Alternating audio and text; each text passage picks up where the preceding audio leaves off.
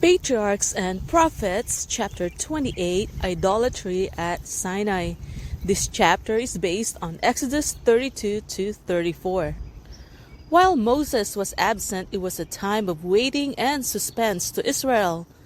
The people knew that he had ascended the mount with Joshua and had entered a cloud of thick darkness, which could be seen from the plain below, resting on the mountain peak, illuminated from time to time with the lightnings of the divine presence. They waited eagerly for his return. Accustomed as they had been in Egypt to material representations of deity, it had been hard for them to trust in an invisible being, and they had come to rely upon Moses to sustain their faith. Now he was taken from them. Day after day, week after week passed, and still he did not return. Notwithstanding the cloud was still in view, it seemed to many in the camp that their leader had deserted them, or that he had been consumed by the devouring fire. During this period of waiting, there was time for them to meditate upon the law of God which they had heard, and to prepare their hearts to receive the further revelations that he might make to them. They had none too much time for this work, and had they been thus seeking a clearer understanding of God's requirements and humbling their hearts before him, they would have been shielded from the temptation. But they did not do this, and they soon became careless, inattentive, and lawless. Especially was this case with the mixed multitude. They were impatient to be on their way to the land of promise, the land flowing with milk and honey. It was only on condition of obedience that the goodly land was promised them, but they had lost sight of this. There were some who suggested a return to Egypt, but whether forward to Canaan or backward to Egypt, the masses of the people were determined to wait no longer for Moses. Feeling their helplessness in the absence of their leader, they returned to their old superstitions. The mixed multitude had been the first to indulge murmuring and impatience, and they were the leaders in the apostasy that followed. Among the objects regarded by the Egyptians as symbols of deity was the ox or calf, and it was at the suggestion of those who had practiced this form of idolatry in Egypt that a calf was now made and worshipped. The people desired some image to represent God and to go before them in the place of Moses. God had given no manner of similitude of himself, and he had prohibited any material representation for such a purpose. The mighty miracles in Egypt and at the Red Sea were designed to establish faith in him as the invisible, all-powerful helper of Israel, the only true God.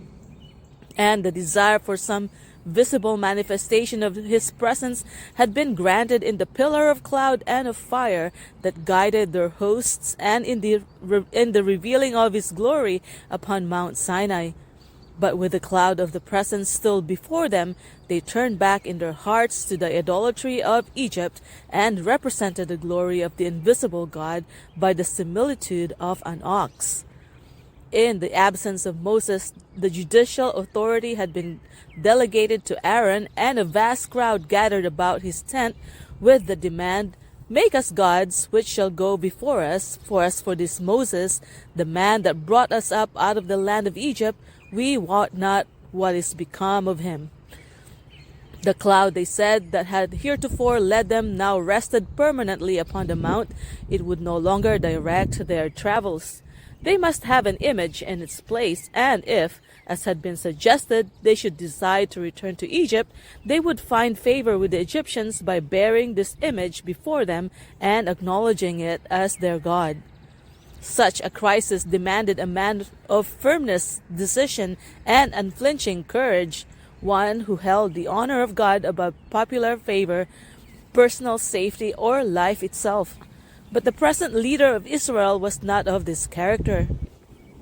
Aaron feebly remonstrated with the people, but his wavering and timidity at the critical moment only rendered them the more determined. The tumult increased. A blind, unreasoning frenzy seemed to take possession of the multitude. There were some who remained true to their covenant with God, but the greater part of the people joined in the apostasy. A few who ventured to denounce the proposed image-making as idolatry were set upon and roughly treated, and in the confusion and excitement they finally lost their lives. Aaron feared for his own safety, and instead of nobly standing up for the honor of God, he yielded to the demands of the multitude. His first act was to direct that the golden earrings be collected from all the people and brought to him, hoping that pride would lead them to refuse such a sacrifice. But they willingly yielded up their ornaments, and from these he made a molten calf in imitation of the gods of Egypt. The people proclaimed, "These be thy gods, O Israel, which brought thee up out of the land of Egypt." And Aaron basely permitted this insult to Jehovah. He did more. Seeing with what satisfaction the golden god was received, he built an altar before it and made proclamation, "Tomorrow is a feast to the Lord." The announcement was heralded by trumpeters from company to company throughout the camp. And they rose up early on the morrow and offered burnt offerings and brought peace offerings, and the people sat down to eat and to drink and rose up to play. Under the pretense of holding a feast to the Lord, they gave themselves up to gluttony and licentious reveling. How often in our own day is the love of pleasure disguised by a form of godliness? A religion that permits men, while observing the rites of worship, to devote themselves to selfish or sensual gratification is as pleasing to the multitudes now as in the days of Israel. And there are still pliant Aarons who, while holding positions of authority in the church, will yield to the desires of the unconsecrated and thus encourage them in sin. Only a few days had passed since the Hebrews had made a solemn covenant with God to obey his voice. They had stood trembling with terror before the mount, listening to the words of the Lord, "Thou shalt have no other gods before me." The glory of God still hovered above Sinai in the sight of the congregation, but they turned away and asked for other gods. They made a calf in Horeb and worshipped the molten image. Thus they changed their glory into the similitude of an ox. Psalm 106 verses 19 and 20. How could greater ingratitude have been shown or more daring insult offered to him who had revealed himself to them as a tender father and an all-powerful king? Moses in the mount was warned of the apostasy in the camp and was directed to return without delay. "Go, get thee down," were the words of God. "Thy people which thou broughtest out of the land of Egypt have corrupted themselves. They have turned aside quickly out of the way which I commanded them. They have made them a molten calf and have worshipped it." God might have checked the movement at the outset, but he suffered it to come to this height, that he might teach all a lesson in his punishment of treason and apostasy. God's covenant and his people had been disannulled, and he declared to Moses, "Let me alone, that my wrath may wax hot against them, and that I may consume them, and I will make of thee a great nation." The people of Israel, especially the mixed multitude, would be constantly disposed to rebel against God. They would also murmur against their leader and would grieve him by their unbelief and stubbornness, and it would be a laborious and soul-trying work to lead them through to the promised land. Their sins had already forfeited the favor of God, and justice called for their destruction. The Lord therefore proposed to destroy them and make of Moses a mighty nation. "Let me alone, that I may consume them," were the words of God. If God had purposed to destroy Israel, who could plead for them? How few would have left the sinners to their fate? How few but would have gladly exchanged a lot of toil and burden and sacrifice, repaid with ingratitude and murmuring, for a position of ease and honor, when it was God himself that offered the release. But Moses discerned ground for hope where there appeared only discouragement and wrath. The words of God, "Let me alone," he understood not to forbid, but to encourage intercession, implying that nothing but the prayers of Moses could save Israel, but that if thus entreated, God would spare his people. He besought the Lord his God and said, "Lord, why doth thy wrath wax wax Lord, why doth thy wrath wax hot against thy people, which thou hast brought forth out of the land of Egypt with great power and with a mighty hand? God had signified that he disowned his people. He had spoken of them to Moses as thy people which thou hast brought us out of Egypt.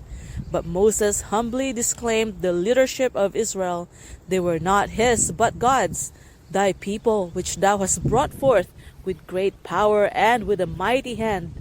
Wherefore, he urged, should the Egyptians speak and say, for mischief did he bring them out to slay them in the mountains and to consume them from the face of the earth? During the few months since Israel left Egypt, the report of their wonderful deliverance had spread to all the surrounding nations.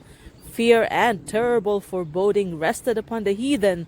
All were watching to see what the God of Israel would do for his people. Should they now be destroyed, their enemies would triumph and God would be dishonored. The Egyptians would claim that their accusations were true.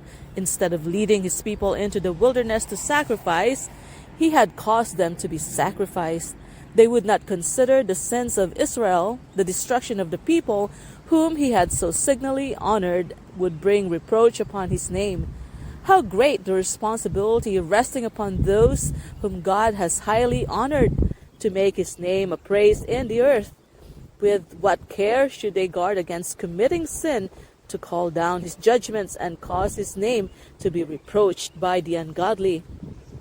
As Moses interceded for Israel, his timidity was lost in his deep interest and love for those for whom he had in the hands of God been the means of doing so much.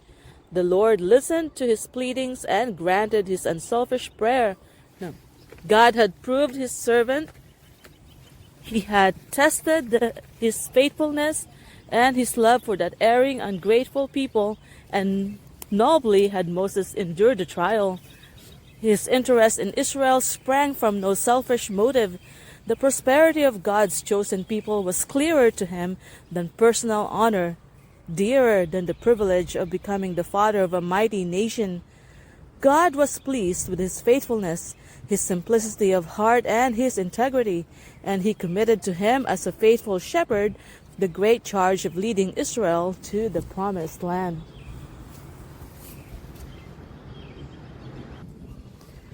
As Moses and Joshua came down from the mount, the former bearing the tables of the testimony, they heard the shouts and outcries of the excited multitude, evidently in a state of wild uproar. To Joshua, the soldier, the first thought was of an attack from their enemies. There is a noise of war in the camp, he said. But Moses judged more truly the nature of the commotion. The sound was not that of combat, but of revelry. It is not the voice of them that shout for mastery, neither is it the voice of them that cry for being overcome, but the noise of them that sing do I hear. As they drew near the encampment, they beheld the people shouting and dancing around their idol. It was a scene of heathen riot, an imitation of the idolaters' feasts of Egypt, but how unlike the solemn and reverent worship of God. Moses was overwhelmed. He had just come from the presence of God's glory, and though he had been warned of what was taking place, he was unprepared for that dreadful exhibition of the degradation of Israel. His anger was hot. To show his abhorrence of their crime, he threw down the tables of stone, and they were broken in the sight of all the people, thus signifying that as they had broken their covenant with God, so God had broken his covenant with them. Entering the camp, Moses passed through the crowds of revelers, and seizing upon the idol, cast it into the fire. He afterward ground it to powder, and having strewed it upon the stream that descended from the mount, he made the people drink of it. Thus was shown the utter worthlessness of the God which they had been worshipping. The great leader summoned his guilty brother and sternly demanded, What did this people unto thee, that thou hast brought so great a sin upon them? Aaron endeavored to shield himself by relating the clamors of the people, that if he had not complied with their wishes, he would have been put to death. Let not the anger of my Lord wax hot, he said. Thou knowest the people, that they are set on mischief. For they said unto me, Make us gods, which shall go before us. For as for this Moses, the man that brought us up out of the land of Egypt, we wot not what is become of him. And I said unto them, Whosoever hath any gold, let them break it off. So they gave it me. Then I cast it into the fire, and there came out this calf. He would lead Moses to believe that a miracle had been wrought, that the gold had been cast into the fire, and by supernatural power changed to a calf. But his excuses and prevarications were of no avail. He was justly dealt with as the chief offender. The fact that Aaron had been blessed and honored so far above the people was what made his sins so heinous. It was Aaron, the saint of the Lord, Psalm 106 verse 16, that had made the idol and announced the feast. It was he who had been appointed as spokesman for Moses, and concerning whom God himself had testified, I know that he can speak well. Exodus 4 verse 14. That had failed to check the idolaters in their heaven-daring purpose. He by whom God had wrought in bringing judgments both upon the Egyptians and upon their gods had heard and moved the proclamation before the molten image. These be thy gods, O Israel, which brought thee up out of the land of Egypt. It was he who had been with Moses on the mount, and had there beheld the glory of the Lord, who had seen that in the manifestation of that glory there was nothing of which an image could be made. It was he who had changed that glory into the similitude of an ox. He to whom God had committed the government of the people, in the absence of Moses, was found sanctioning their rebellion. The Lord was very angry with Aaron to have destroyed him. Deuteronomy 9 verse 20. But in answer to the earnest intercession of Moses, his life was spared, and in penitence and humiliation for his great sin, he was restored to the favor of God. If Aaron had had courage to stand for the right, irrespective of consequences, he could have prevented that apostasy. If he had unswervingly maintained his own allegiance to God, if he had cited the people to the perils of Sinai, and had reminded them of their solemn covenant with God to obey his law, the evil would have been checked. But his compliance with the desires of the people and the calm assurance with which he proceeded to carry out their plans emboldened them to go to greater lengths in sin than had before entered their minds. When Moses, on returning to the camp, confronted the rebels, his severe rebukes and the indignation he displayed in breaking the sacred tables of the law were contrasted by the people with his brother's pleasant speech and dignified demeanor, and their sympathies were with Aaron. To justify himself, Aaron endeavored to make the people responsible for his weakness in yielding to their demand, but notwithstanding this, they were filled with admiration of his gentleness and patience. But God seeth not as man sees. Aaron's yielding spirit and his desire to please had blinded his eyes to the enormity of the crime he was sanctioning. His course in giving his influence to sin in Israel cost the life of thousands. In what contrast with this was the course of Moses, who, while faithfully executing God's judgments, showed that the welfare of Israel was dearer to him than prosperity or honor of life. Of all the sins that God will punish, none are more grievous in his sight than those that encourage others to do evil. God would have his servants prove their loyalty by faithfully rebuking transgressions, however painful the act may be. Those who are honored with a divine commission are not to be weak, pliant time servers. They are not to aim at self-exaltation or to shun disagreeable duties, but to perform God's work with unswerving fidelity.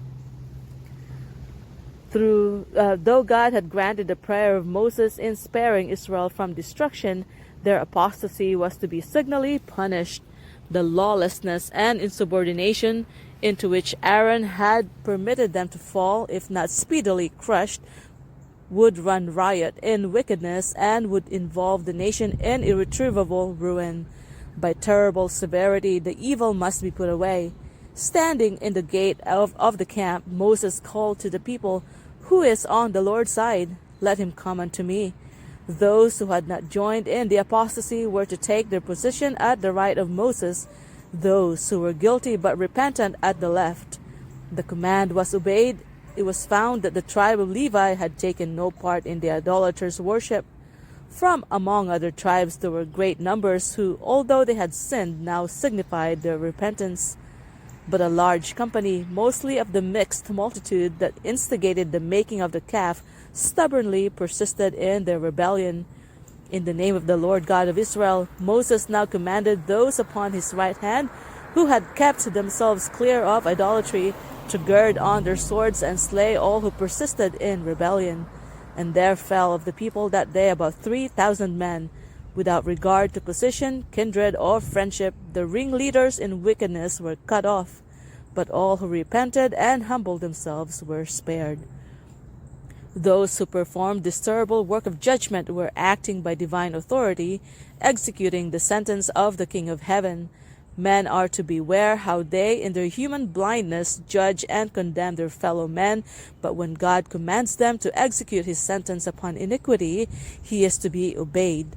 Those who performed this painful act thus manifested their abhorrence of rebellion and idolatry, and consecrated themselves more fully to the service of the true God.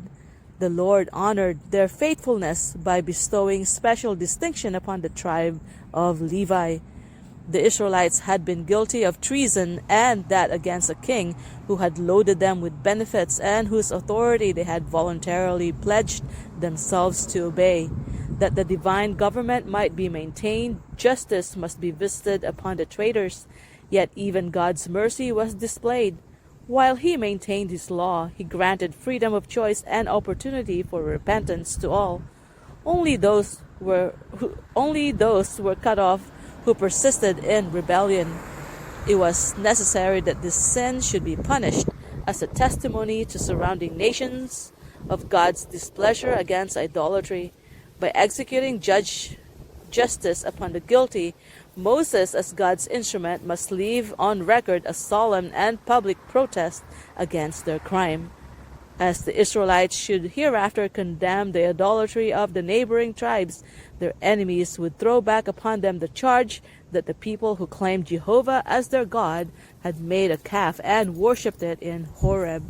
Then, though compelled to acknowledge the disgraceful truth, Israel could point to the terrible fate of the transgressors as evidence that their sin had not been sanctioned or excused. Love no less than justice demanded that for this sin judgment should be inflicted. God is the guardian as well as the sovereign of his people. He cuts off those who are determined upon rebellion, that they may not lead others to ruin. In sparing the life of Cain, God had demonstrated to the universe what would be the result of permitting sin to go unpunished. The influence exerted upon his descendants by his life and teaching led to the state of corruption that demanded the destruction of the whole world by a flood. The history of the antediluvians testifies that long life is not a blessing to the sinner.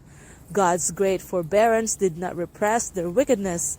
The longer men lived, the more corrupt they became. So with the apostasy at Sinai, unless punishment had been speedily visited upon the transgression, the same results would again have been seen. The earth would have become corrupt as in the days of Noah. Had these transgressors been spared, evils would have followed greater than resulted from sparing the life of Cain. It was the mercy of God that thousands should suffer to prevent the necessity of visiting judgments upon millions. In order to save the many, he must punish the few. Furthermore, as the people had cast off their allegiance to God, they had forfeited the divine protection and deprived of their defense. The whole nation was exposed to the power of their enemies. Had not the evil been promptly put away, they would soon have fallen a prey to their numerous and powerful foes. It was necessary for the good of Israel, and also as a lesson to all succeeding generations, that crime should be promptly punished. And it was no less a mercy to the sinners themselves that they should be cut short in their evil course. Had their life been spared, the same spirit that led them to rebel against God would have been manifested in hatred and strife among themselves, and they would eventually have destroyed one another. It was in love to the world, in love to Israel, and even to the transgressors that crime was punished with swift and terrible severity. As the people were roused to see the enormity of their guilt, terror pervaded the entire encampment. It was feared that every offender was to be cut off. Pitying their distress, Moses promised to plead once more with God for them. "Ye have sinned a great sin," he said, "and now I will go up unto the Lord. Peradventure I shall make an atonement for your sin." He went, and in his confession before God he said, "Oh, this people have sinned a great sin, and have made them gods of gold. Yet now, if thou wilt forgive their sin, and if not, blot me, I pray thee, out of thy book which thou hast written." The answer was, "Whosoever hath sinned against me, him will I blot out of my book. Therefore now go, lead the people into the place of which I have spoken unto thee. Behold, mine angel shall go before thee. Nevertheless, in the day when I will visit their sin upon them." In the prayer of Moses, our minds are directed to the heavenly records in which the names of all men are inscribed, and their deeds, whether good or evil, are faithfully registered. The book of life contains the names of all who have ever entered the service of God. If any of these depart from him and by stubborn persistence in sin become finally hardened against the influences of his Holy Spirit, their names will in the judgment be blotted from the book of life, and they themselves will be devoted to destruction. Moses realized how dreadful would be the fate of the sinner. Yet, if the people of Israel were to be rejected by the Lord, he desired his name to be blotted out with theirs. He could not endure to see the judgments of God fall upon those who had been so graciously delivered. The intercession of Moses in behalf of Israel illustrates the mediation of Christ for sinful men. But the Lord did not permit Moses to bear, as did Christ, the guilt of the transgressor. "Whosoever hath sinned against me," he said, "him will I blot out of my book."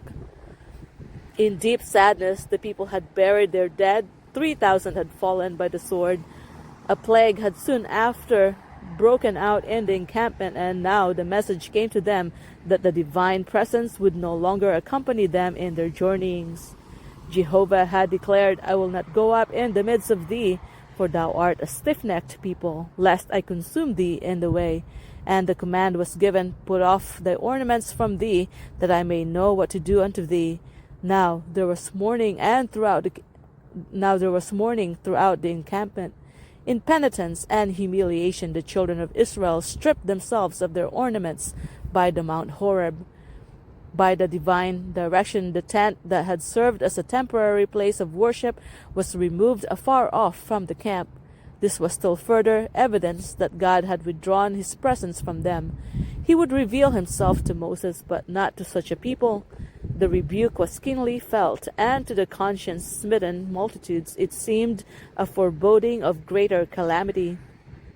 Had not the Lord separated Moses from the camp that he might utterly destroy them? But they were not left without hope. The tent was pitched without the encampment, but Moses called it the tabernacle of the congregation. All who were truly penitent and desired to return to the Lord were directed to repair thither, to confess their sins and seek his mercy. When they returned to their tents, Moses entered the tabernacle. With agonizing interest, the people watched for some token that his intercessions in their behalf were accepted.